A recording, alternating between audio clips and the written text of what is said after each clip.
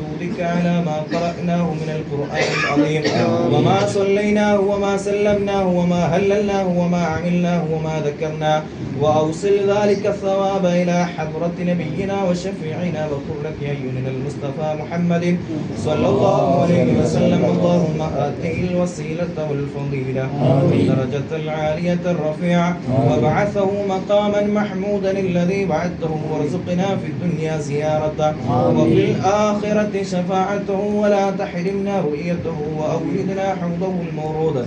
اللهم وإلى حضرات آبائه وإخوانه من الأنبياء والمرسلين، وإلى حضرات أزواجه الطاهرات أمهات المؤمنين، خاصة منهم إلى حضرة سيدتنا خديجة الكبرى رضي الله عنها، وفاطمة الزهراء رضي الله عنها، وعائشة الطهراء رضي الله عنها. اللهم وإلى حضرات جميع الأنبياء والأولياء والعلماء والشهداء والزهاد والصديقين والصالحين، وإلى حضرات سائر أصحاب رسول الله صلى الله عليه وسلم، وإلى حضرات سائر أولياء الله تعالى من مشارق الأرض إلى مغاربها، صغيرا وكبيرا ذكرا وأنثى كلهم يا رب العالمين، خاصة منهم إلى حضرة قطب الأقطاب غوث الأعظم محي الدين عبد القادر الجيلاني قدس الله سره العزيز، وإلى حضرة سلطان العارفين الشيخ أحمد الكبير الرفاعي قدس الله سره العزيز،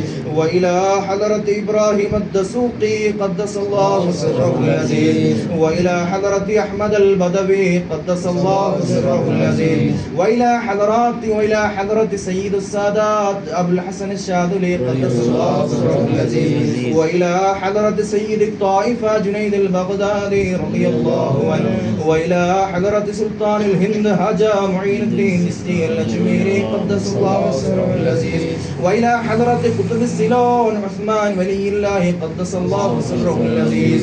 اللهم وإلى حضرات سائر أولياء الله تعالى من مشارق الأرض إلى مغاربها، صغيرا وكبيرا ذكرا وأنثى كلهم يا رب العالمين.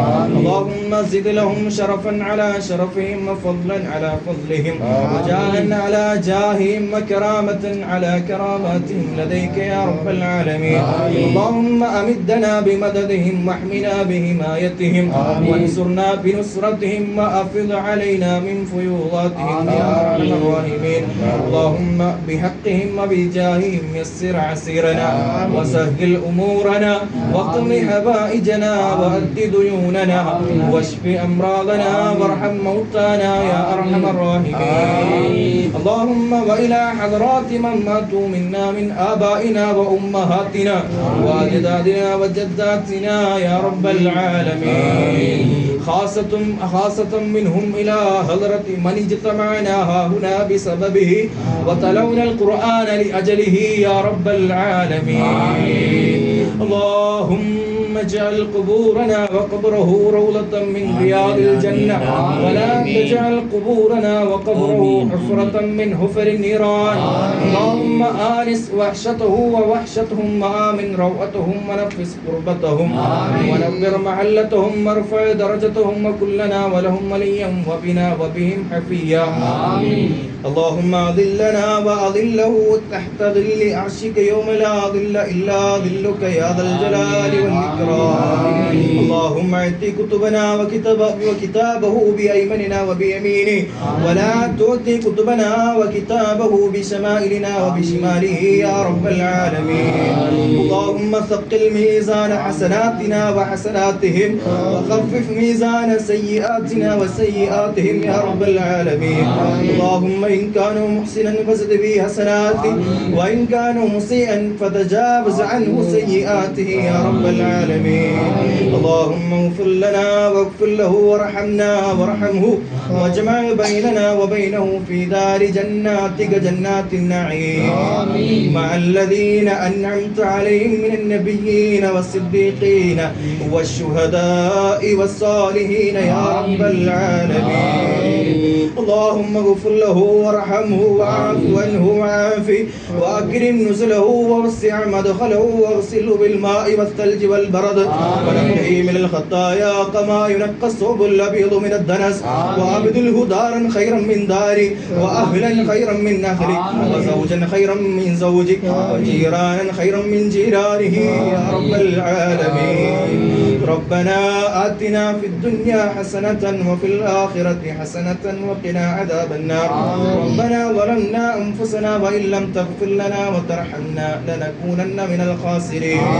اللهم بارك لنا في جميع أمورنا خاصة في تعلمنا وفي تعليمنا وفي أسباب معيشتنا وفي أسباب معيشة أهل هذه الدار بركة تامة كما باركت على عبادك الصالحين.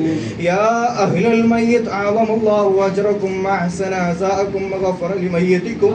يا أهل الميت أعظم الله أجركم وأحسن عزاءكم وغفر لميتكم. يا أهل الميت أعظم الله أجركم وأحسن عزاءكم وغفر لميتكم. يا ربنا تقبل منا إنك أنت السميع العليم وتب علينا إنك أنت التواب الرحيم. واغفر لنا بمغفرتك وارحمنا بأنواع رحمتك يا أرحم الراحمين. யா அல்லாஹ் எங்கள் அனைவருடைய அனைத்து குற்றம் குறைகளை மன்னிப்பாயா. அல்லாஹ் எங்களுடைய பாவங்களை மன்னிப்பாயா. அல்லாஹ் எங்களுடைய ஸ்ரீதேவியான தாய் தந்தருடைய பாவங்களை மன்னிப்பாயா. யா அல்லாஹ்